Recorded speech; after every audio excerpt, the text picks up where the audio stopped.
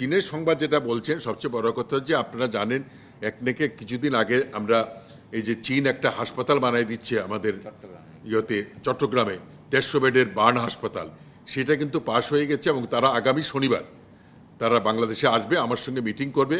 আমার হাসপাতালে আমি টাইম দিয়েছি সকাল 9টার সময় এবং তারপরে তারা কাজ শুরু করবে।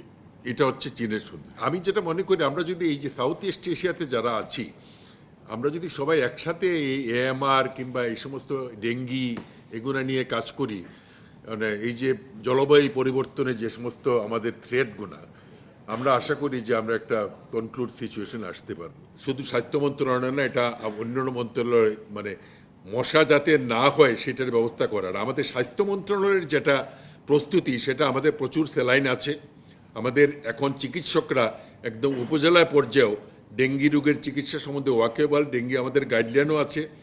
তো সুতরাং এতে কোনো অসুবিধা হবে বলে আমি মনে করি না। কিন্তু আমি আবারও বলছি ওই একই কথা যে prevention is the best treatment, এটি আমাদেরকে আগাইতে হবে। আপনি আপনার বাড়িতে, আমি আমার বাসায়, আমরা সবাই যদি এটা সচেতন হই তাহলে ডেঙ্গি মোকাবেলা সম্ভব। এটা খুবই গুরুত্বপূর্ণ। এই প্রচারণাটা তো নিশ্চয়ই আমি বলে গেছিলাম যে আমরা অবশ্যই এটা যে টেলিভিশন এবং বিভিন্ন মাধ্যমে যে প্রচার করা, কিন্তু সবচেয়ে যেটা এটা কন্ট্রোল করার দায়িত্ব ডিজি ড্রাগকে। আমি তাকেও বলেছি এটা যে ডিজি ড্রাগ অ্যাডমিনিস্ট্রেশন যে এই যে যত্রতত্র ব্যবহার অ্যান্টিবায়োটিকের মনিটরিং করা, তো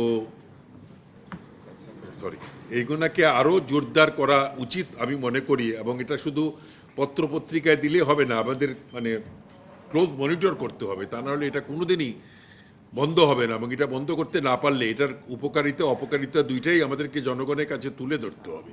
তো এটা মিডিয়ার মাধ্যমে তুলে ধরতে হবে। না, কোনো চাপের মধ্যে নেই। আমি একদম স্পষ্টভাবে বলি আমার কোনো চাপ নাই, কিন্তু আমি কোনো চাপের মধ্যে নাই, আমি কারো কথাও শুনি না। সুতরাং আমি এটা বন্ধ ঠিক হয় নাই, এটা আমরা কিছুটা সময় দিয়েছি যে তারা যেন সংশোধন হয়। এখন একসাথে যদি আমি বাংলাদেশে সব ক্লিনিক মানে বন্ধ করে দিতে তো পারবো না, তা আমি আবার এটা শুরু করব। আমি এটা ঠিক করছিলাম যে আমি মাঝখানে রমজান মাস ছিল, রমজান মাসে আমি বন্ধ রাখতে বলছি।